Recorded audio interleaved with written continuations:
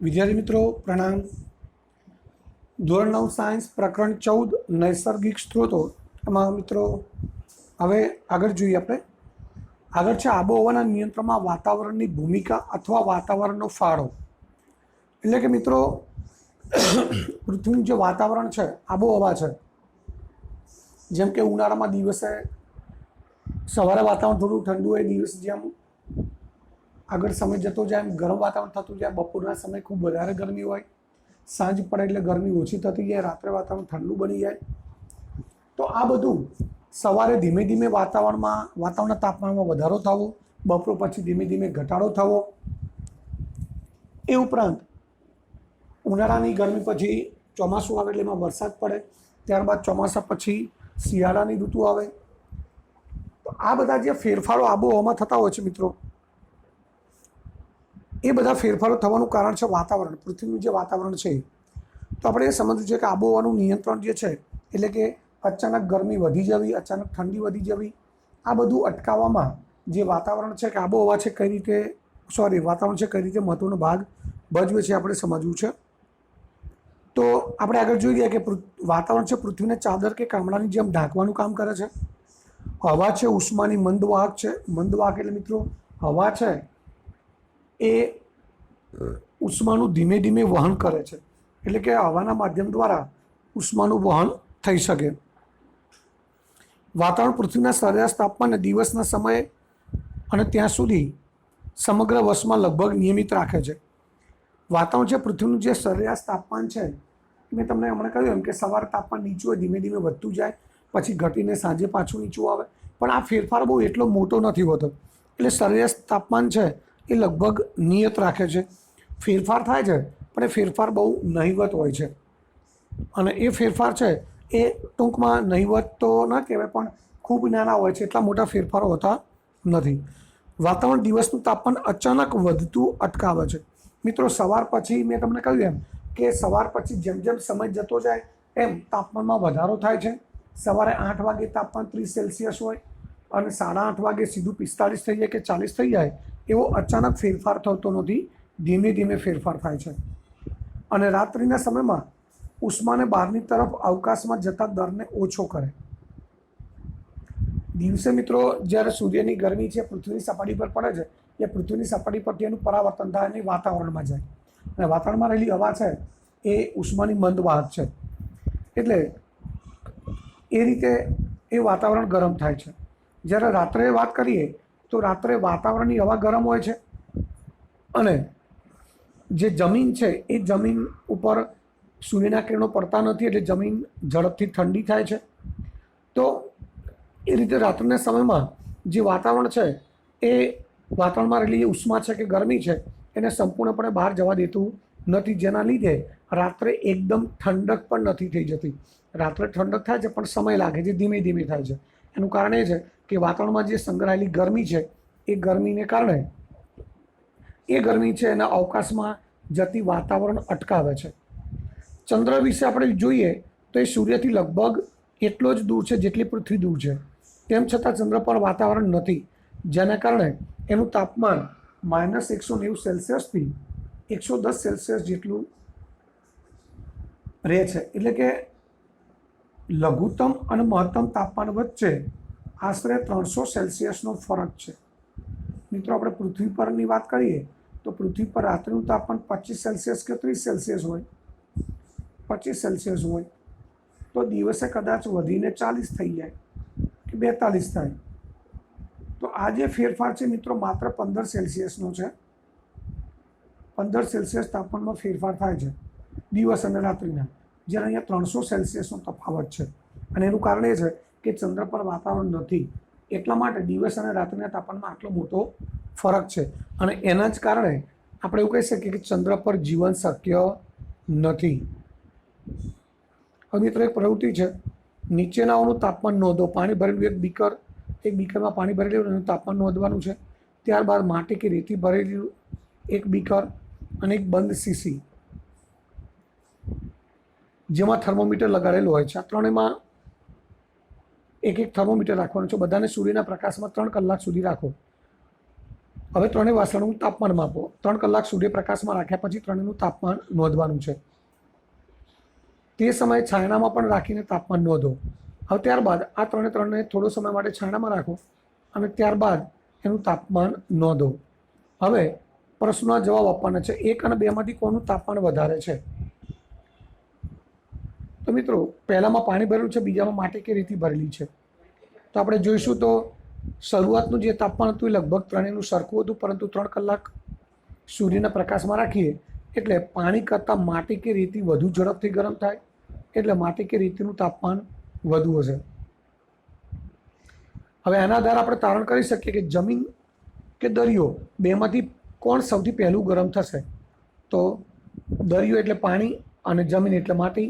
તો આપણે વાત કરી કે પાણીની સરખામણીમાં માટી છે એ ઝડપથી ગરમ થાય છે, એટલે એનો અર્થ એ થાય કે દરિયાની સરખામણીમાં જમીન છે એ વધુ ઝડપથી ગરમ થશે। શું છાયડામાં હવાનું તાપમાન રેતી કે પાણીના તાપમાન જેટલું જ હોય છે? અને તાપમાનને છાયડામાં કેમ માપવામાં આવે છે? તો મિત્રો અહીંયા છાયડામાં રાખ્યા પછી આપણે તાપમાન નોંધીએ તો છાયડામાં રાખીએ એટલે ત્યાં સૂર્યની ગરમી નથી મળતી, અને ત્યારે પાણી, રેતી અને બંધ શીશીની અંદર મિત્રો હવા ભરેલી છે, એટલે અહીંયા આપણે હવાની પણ તાપમાન ધ્યાનમાં લેવાનું છે। તો અહીંયા ત્રણેયનું તાપમાન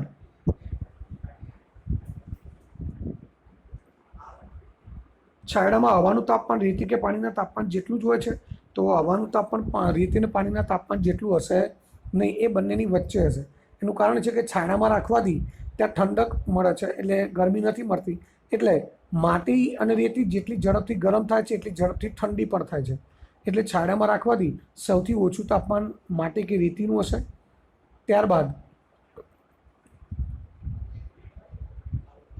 આ જે પાણી છે એ પાણી છે એનું તાપમાન છે એ પણ એના કરતાં થોડું વધારે હશે। તાપમાનને છાયડામાં કેમ માપવામાં આવે છે? તો મિત્રો આપણને ખબર પડે કે છાયડામાં માપવાથી ત્યાં સૂર્યની ગરમી નથી આવતી, એટલે આ ત્રણમાંથી હવા, પાણી અને જમીન ત્રણમાંથી કોણ ઝડપથી ઠંડુ થાય છે એ પણ આપણે સમજવાનું છે। બંધ શીશી કે કાચના વાસણમાં લીધેલી હવાનું તાપમાન અને ખુલ્લામાં લીધેલી હવાનું તાપમાન સમાન છે। આના કારણ વિશે તમે શું વિચારો છો? રોજિંદા જીવન પણ આપણે આવી બીજી ઘટનાઓથી વાકેફ છીએ। મિત્રો બંધ શીશી છે એમાં જે હવા છે એનું તાપમાન ખુલ્લી હવાના તાપમાન કરતાં થોડું વધારે હશે। એનું કારણ એ છે કે ત્યાં જે બંધ શીશી છે, તો મિત્રો અહીંયા બંધ શીશી કે જે કાચનું વાસણ છે એમાં રહેલી હવાનું તાપમાન વધારે છે, જ્યારે ખુલ્લી હવાનું તાપમાન ઓછું હશે। એનું કારણ એ છે કે મિત્રો બંધ શીશી કે કાચનું પાત્ર એ બંધ છે, એટલે ત્યાં જે છે એ હવા બંધ શીશી છે એમાં જે ગરમી શોષાય છે એ હવા ગરમીનું બહારની તરફ વહન થતું નથી, એટલે કે ગરમી ત્યાં કાચની શીશીમાં કે બંધ વાસણમાં જ જળવાઈ રહે છે, જેને આપણે ગ્રીન હાઉસ અસર કહીએ છીએ। એટલે અહીંયા બંધ શીશી કે કાચના વાસણમાં ગરમી એટલે કે તાપમાન વધુ હશે ખુલ્લી હવા કરતાં। હવે આવી બીજી ઘટનાઓની આપણે વાત કરીએ તો રેતી અને પાણી છે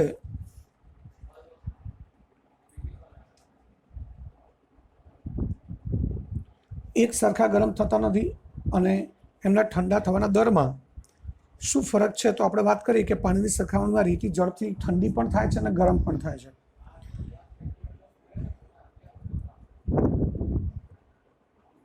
ઠંડા થવાના દરમાં આપણે શું કહી શકીએ? તો પાણી ભરેલા બીકર અને રેતી ભરેલું જે બીકર છે એને આપણે હમણાં વાત કરીએ એમ 3 કલાક, 4 કલાક કે 6 કલાક સૂર્યપ્રકાશમાં મૂકી રાખીએ અને ત્યારબાદ તેને છાયડામાં મૂકી અને થોડા સમય બાદ આપણે એનું જે તાપમાન નોંધીએ તો એ તાપમાનમાં થતો જે ફેરફાર છે એ ફેરફાર આપણે જાણી શકીએ। એટલે આપણને ખ્યાલ આવે કે આ જે અનુમાન આપણે લગાવીએ કે પાણી અને રેતી બેમાંથી કોણ, રેતી અથવા માટી કઈ વસ્તુ ઝડપથી ગરમ થાય છે અને ઠંડી થાય છે, તો એના માટે આપણે પ્રવૃત્તિ દ્વારા અનુમાન લગાવી શકીએ।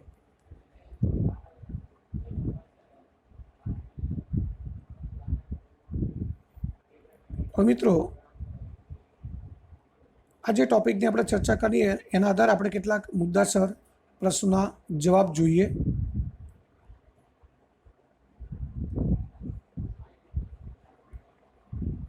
આગળનો પ્રશ્ન છે આબોહવાના નિયંત્રણમાં વાતાવરણનો ફાળો જણાવો. તો મિત્રો આગળ વાત કરીએ કે વાતાવરણના વાયુઓ છે એટલે કે હવા છે એ ઉષ્માની મંદ વાહક છે, જેથી પૃથ્વીના સરેરાશ જે તાપમાન છે એને દિવસના સમયે અને સમગ્ર વર્ષમાં યોગ્ય રીતે જાળવી રાખે છે. એટલે દિવસ દરમિયાન ફેરફાર થાય છે પણ એ ફેરફાર પ્રમાણસર હોય છે, એટલો બધો મોટો ફેરફાર હોતો નથી. સાથે સાથે વાતાવરણ દિવસ દરમિયાન તાપમાનમાં થતા અચાનક વધારાને અટકાવે છે.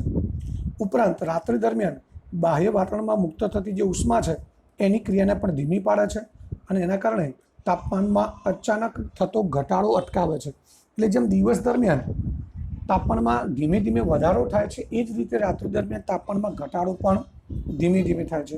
તેથી પૃથ્વી પર વાતાવરણને કારણે દિવસ અને રાત્રિના તાપમાનમાં વધારે મોટો તફાવત ઉત્પન્ન થતો નથી. જ્યારે આપણે ચંદ્રની વાત કરીએ તો ચંદ્ર અને પૃથ્વી સૂર્યથી લગભગ સમાન અંતરે છે, તેમ છતાં ચંદ્રની સપાટી પર વાતાવરણ નથી, જેના લીધે ચંદ્ર પર તાપમાન -190 સેલ્સિયસથી 110 સેલ્સિયસ જેટલું રહે છે. એટલે તાપમાનમાં આટલો મોટો ફેરફાર જોવા મળે છે. એટલે આના આધારે આપણે કહી શકીએ કે વાતાવરણના અભાવે તાપમાનનો ઘણો મોટો તફાવત સર્જાતો હોય છે. તો આ રીતે આપણે કહી શકીએ કે આબોહવાના નિયંત્રણમાં વાતાવરણ છે એ અગત્યનો ભાગ ભજવે છે.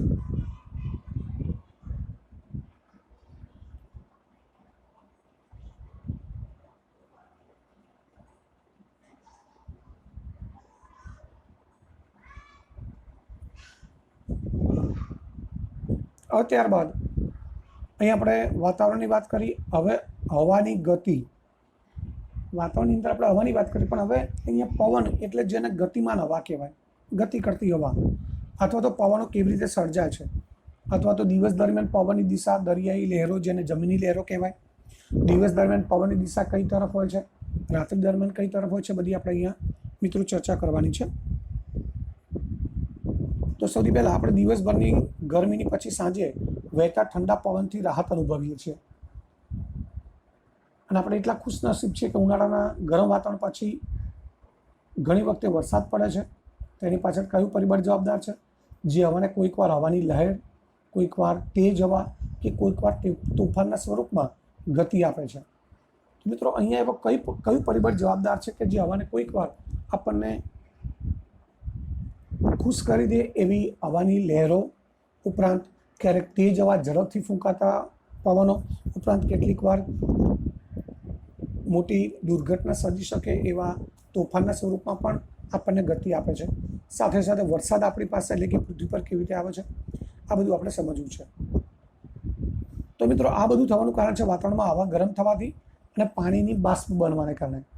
વાતાવરણની હવા ગરમ થાય છે અને જે જમીન પર, પૃથ્વી પર જે પાણીના સ્ત્રોત છે, સમુદ્ર, તળાવ, નદી વગેરે, એનું પાણીની ગરમ થઈને પાણીની બાષ્પ બને છે. પાણીની બાષ્પ સજીવની પ્રવૃત્તિઓને પાણી ગરમ થવાને કારણે થાય છે. મિત્રો પાણીની બાષ્પ જે વાતાવરણમાં જાય છે એ સૂર્યની ગરમીથી પાણી ગરમ થાય છે અને ઉપરાંત સજીવો દ્વારા જે શ્વસનની ક્રિયા છે, ઉચ્છ્વાસ, એ ઉચ્છ્વાસ દ્વારા પણ આપણે ઘણી બધી બાષ્પ વાતાવરણમાં મુક્ત કરીએ છીએ. આપણે ઘણીવાર શિયાળામાં એકદમ ઠંડુ વાતાવરણ હોય, સવારે ઠંડી હોય, ત્યારે આપણા મુખમાંથી જો ઉચ્છ્વાસ નીકળતો હોય ત્યારે આપણને ધુમાડા વરાળ નીકળતી હોય એવું લાગતું હોય છે. તો મિત્રો એ એક પ્રકારની બાષ્પ છે અને દિવસ દરમિયાન આપણે ઉચ્છ્વાસમાં ઘણી બધી બાષ્પ સ્વરૂપે પાણી આપણે શરીરમાંથી નિકાલ થતો હોય છે. તો બે મુખ્ય પ્રવૃત્તિઓ છે જેના કારણે પાણીની બાષ્પ છે એ વાતાવરણમાં જાય છે. સ્થળજ ભાગ કે જલજ ભાગથી થવાવાળા વિકિરણના પરાવર્તનના પુનઃવિકિરણના કારણે વાતાવરણ ગરમ થાય છે. તો મિત્રો અહીંયા સ્થળજ અને જલજ ભાગો જે છે, સ્થળજ એટલે જમીનનો ભાગ અને જલજ ભાગ એટલે પાણીનો ભાગ, એ પ્રકાશના કિરણોનું પરાવર્તન કરે છે અને એ પુનઃવિકિરણ જે થાય એના કારણે વાતાવરણ ગરમ થાય. એટલે કે પૃથ્વીની સપાટી પર, પૃથ્વી કે પાણીની સપાટી ઉપર જ્યારે સૂર્યની ગરમી આપાત થાય ત્યારે એ જમીનની સપાટી કે પાણીની સપાટી દ્વારા એ જે પ્રકાશના કિરણો છે એ પાછા પરાવર્તિત થાય છે અને વાતાવરણમાં જાય છે અને વાતાવરણને ગરમ કરે છે. ગરમ થવાને લીધે હવામાં ઉષ્ણતાનો સંચાર થાય. ઉષ્ણતા એટલે ગરમી, સંચાર એટલે એનું વહન થાય. મિત્રો આ સમજવા માટે કંઈ પ્રવૃત્તિ આપેલી છે એ આપણે જોઈએ. એક મીણબત્તી છે, એને મોઢાવાળી શીશીમાં મોઢાની કિનારી છે, એ કિનારી પર લઈ આવો ત્યારે અવલોકન કરો કે ધુમાડો કઈ બાજુએ જાય છે. સળગતી અગરબત્તી છે, એને જે સીસી અથવા તો અહીંયા બીકર આપેલું છે, હવે એને આપણે જે સીસીનું મોઢું છે એની નજીક લઈ જવાનું છે અને ધુમાડો કઈ બાજુએ જાય છે એ જોવાનું છે. હવે જ્યારે અગરબત્તીને મીણબત્તીની થોડીક ઉપર રાખતા ધુમાડો કઈ તરફ જાય છે, ત્યારબાદ બીજા ભાગમાં અગરબત્તીને રાખો ત્યારે ધુમાડો કઈ તરફ જાય છે, આ બધા પ્રશ્નો આપણે જવાબ જોવાના છે. તો જ્યારે અગરબત્તીને સીસીનું જે મોઢું છે એની એકદમ નજીક રાખીએ ત્યારે મિત્રો અહીંયા ધુમાડો છે એ સૌથી પહેલાં મીણબત્તી તરફ જાય અને ત્યારબાદ ઉપર તરફ જાય છે. હવે જ્યારે અગરબત્તીને મીણબત્તીની થોડીક ઉપર રાખવામાં આવે તો ધુમાડો સીધો જ ઉપર તરફ જશે અને જ્યારે અન્ય ભાગમાં આપણે અગરબત્તીને રાખીએ ત્યારે ધુમાડો છે એ સૌથી પહેલાં મીણબત્તી તરફ અને ત્યારબાદ ઉપરની તરફ જાય છે. તો મિત્રો આ પ્રવૃત્તિ શા માટે, આના આધારે આપણે શું સમજવાનું છે? તો આના આધારે આપણે એવું કહી શકીએ કે ધુમાડાના પ્રવાહ વડે ગરમ હવા અને ઠંડી હવા છે એ કઈ દિશામાં વહન થાય છે એ આપણે સમજી શકીએ. કારણ કે મીણબત્તીની એકદમ ઉપરની જે હવા છે મિત્રો ગરમ હોય અને એ હવા ગરમ હોય એટલે ગરમ હવા છે વિસ્તરણ પામે એટલે ત્યાં હવાનું દબાણ ઘટે. એટલે જ્યારે આપણે અગરબત્તીને એકદમ નજીક રાખીએ છીએ એટલે કે સીસીના મોઢા પાસે રાખીએ ત્યારે એ મીણબત્તીનો ધુમાડો છે અગરબત્તીનો ધુમાડો છે એ મીણબત્તી તરફ જાય અને ત્યારબાદ એ જે ગરમ પાતળી હવા છે ઉપર જાય એટલે એની સાથે ધુમાડો પણ ઉપર જાય છે. જ્યારે થોડીક ઉપર રાખવામાં આવે ત્યારે મિત્રો ઉપર રાખીએ એટલે એના કારણે જે મીણબત્તી સળગતી છે એટલે મીણબત્તીની જ્યોતની આસપાસની હવા ગરમ હોય, ગરમ થઈને પાતળી બને એટલે દબાણ ઘટે એટલે હવા ઉપર તરફ જાય એટલે અગરબત્તીના ધુમાડાને પણ પોતાની સાથે લઈ જાય છે. તો આ રીતે ગરમ હવા અને ઠંડી હવાને કારણે આ જે ધુમાડો છે અગરબત્તીનો એનું વહન કઈ દિશામાં થાય છે તે સમજાવી શકાય છે. તો આ જ રીતે જ્યારે હવા, ભૂમિ એટલે કે જમીન અને પાણી ઉષ્મીય વિકિરણના કારણે ગરમ થાય ત્યારે તે ઉપરની તરફ પ્રવાહિત થાય છે. એટલે કે જ્યારે હવા, પાણી અને ભૂમિ ગરમ થાય ત્યારે હવા જે છે ઉપરની તરફ પ્રવાહિત થાય, પરંતુ પાણીની સાપેક્ષે જમીન ઝડપથી ગરમ થાય છે એટલે જમીનની ઉપરની હવા પાણીની ઉપરની હવાની સાપેક્ષે ઝડપથી ગરમ થાય. મિત્રો પૃથ્વી પર જમીનનું આવરણ અને હવાનું પણ પાણીનું પણ આવરણ છે એટલે મતલબ જે પાણીના સ્ત્રોત છે, પાણીની સપાટી બંને ઉપર સૂર્યની એક જ સરખી ગરમી આપાત થાય છે, પરંતુ જમીનનો ભાગ છે એ પાણી કરતાં ઝડપથી ગરમ થાય છે. એટલે એના કારણે જમીનની એકદમ નજીક રહેલી હવા છે એ પાણીની નજીક રહેલી હવા કરતાં વધુ ઝડપથી ગરમ થાય છે. અને એના કારણે જ તટીય ક્ષેત્રોની સ્થિતિ આપણે જોઈએ છીએ તો દિવસ દરમિયાન જમીનની ઉપરની હવા ઝડપથી ગરમ થઈને ઉપર જવાની શરૂઆત કરે છે. મિત્રો દિવસ દરમિયાન શું થાય કે દિવસ દરમિયાન જમીન છે એ જમીન અને પાણી બંને ઉપર સૂર્યની ગરમી આપાત થાય છે, પરંતુ જમીન છે વધુ ગરમ થાય છે. એટલે ગરમ થાય એટલે જમીનની નજીક રહેલી હવા વધુ ગરમ હોય છે અને એ ગરમ હવા છે એ પાતળી હલકી બને એટલે ઉપર જવાની શરૂઆત કરે છે. જેવી આ હવા ઉપર જવાની શરૂઆત થાય છે એટલે ત્યાં હવાનું નીચું દબાણ ઉત્પન્ન થાય એટલે કે ઓછા દબાણનું ક્ષેત્ર ઉત્પન્ન થાય. એ વખતે મિત્રો દરિયાની જે સપાટી છે એ દરિયાની સપાટીની સંપર્કમાં રહેલી હવા છે એ હવા ઓછી ગરમ હોય છે એટલે ત્યાં દબાણ વધુ હોય છે એટલે એ દરિયાની વધુ દબાણવાળી હવા ઓછા દબાણવાળા ક્ષેત્રો એટલે કે જમીન તરફ વહે છે અને એ હવા છે એ જમીન તરફ વહે છે. એટલે એનો અર્થ આપણે એવું કહી શકીએ કે આ રીતે એક ક્ષેત્રથી બીજા ક્ષેત્રમાં હવાની ગતિથી પવનનું નિર્માણ થાય છે. એટલે આપણે એવું કહી શકીએ કે દિવસ દરમિયાન જે ગતિમાન હવા છે જેને આપણે પવન કહીએ છીએ એ પવનની દિશા દરિયાથી જમીન કે ભૂમિ તરફ હોય છે.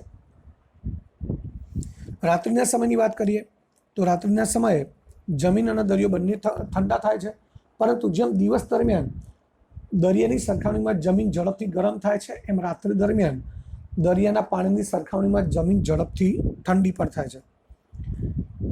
અને એટલા માટે પાણીની ઉપરની હવા છે એ ભૂમિની ઉપરની હવા કરતાં ગરમ હોય.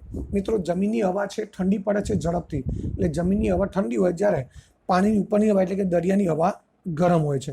અને ગરમ હોય છે એટલે એના કારણે ત્યાં જે દરિયાની હવા છે એ ગરમ છે એટલે ત્યાં હવાનું નીચું દબાણ ઉત્પન્ન થાય છે, જ્યારે જમીન ઉપર હવા ઠંડી છે એટલે ત્યાં દબાણનું ઊંચું ક્ષેત્ર ઉત્પન્ન થાય છે. એટલે આ રીતે રાત્રિ દરમિયાન જે હવાની દિશા છે એ હવાની દિશા જમીનથી સમુદ્ર તરફ એટલે કે દરિયા તરફ એનું વહન થતું હોય છે. તો આ રીતે હવાની બધા પ્રકારની ગતિ એ જુદી જુદી વાતાવરણીય પ્રક્રિયાનું પરિણામ છે અને પૃથ્વીના વિવિધ ભાગો પર વાતાવરણ અસમાન રીતે ગરમ થવાથી થાય છે. પૃથ્વીની જે સપાટી જેની પરના જુદા જુદા ભાગો છે એ જુદા જુદા પ્રમાણમાં ગરમ થાય છે અને એના લીધે જ આ જે હવા છે એ હવાની વિવિધ પ્રકારની ગતિ ઉત્પન્ન થાય છે. એ ઉપરાંત હવાને અન્ય પરિબળો પણ અસર કરતા હોય છે, જેમ કે પૃથ્વીના પરિભ્રમણની ગતિ, પવનના માર્ગમાં આવવાવાળી પર્વતીય શૃંખલાઓ હિમાલય જેવી, એના લીધે પણ હવાની ગતિ અવરોધાય. તો આ જે પરિબળો છે પૃથ્વીના પરિભ્રમણની ગતિ અને માર્ગમાં આવવાળી પર્વતીય શૃંખલાઓ, એની આપણે ચર્ચા કરવાની નથી.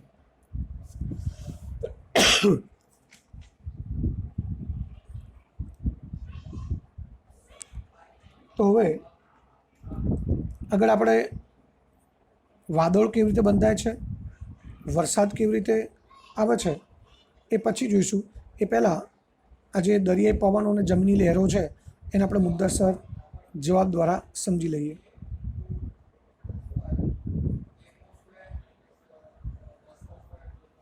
તો મિત્રો આગળનો પ્રશ્ન છે, દરિયા અને જમીન પવનો સવિસ્તાર સમજાવો.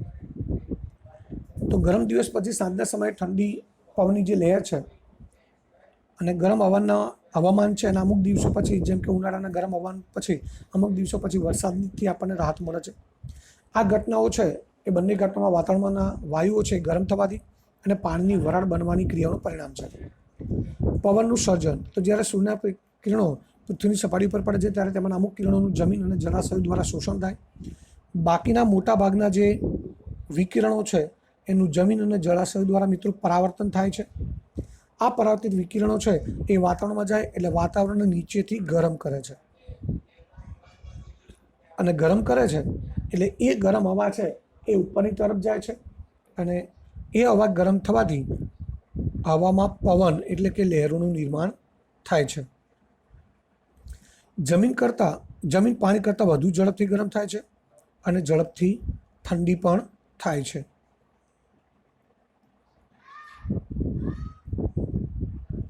હવે દરિયાઈ પવનોની વાત કરીએ તો મિત્રો દિવસ દરમિયાન સમુદ્ર પરની હવા કરતાં જમીન પરની હવા વધુ ઝડપથી ગરમ થાય છે. આથી આ ગરમ હવા ઉપરની તરફ જાય છે અને જેના કારણે જમીન પર ઓછા દબાણનો વિસ્તાર ઉત્પન્ન થાય છે, જ્યારે સમુદ્ર પરની જે વધુ દબાણવાળી હવા છે એ સમુદ્ર પરની હવા છે એ ધીમેથી ગરમ થાય, આથી ત્યાં વધારે દબાણનો વિસ્તાર સર્જાય છે. આથી હવાની ગતિ વધારે દબાણ ધરાવતા વિસ્તારથી ઓછા દબાણ ધરાવતા વિસ્તાર તરફ થાય છે.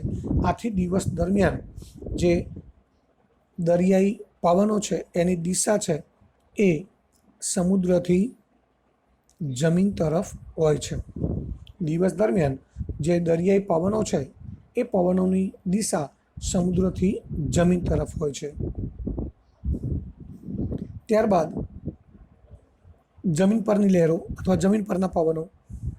તો રાત્રે જમીન તેમજ સમુદ્ર બંને ઠંડા થાય છે, પરંતુ પાણી કરતાં જમીન વધુ ઝડપથી ગરમ જેમ થાય છે એમ ઠંડી પણ થાય છે. આથી જમીન પરની હવા સમુદ્ર પરની હવા કરતાં વધુ ઠંડી થાય, આથી ત્યાં વધારે દબાણનું ક્ષેત્ર સર્જન થાય અને એના કારણે જમીન કરતાં દરિયાની સપાટી છે ત્યાં નીચા દબાણનું ક્ષેત્ર હોય.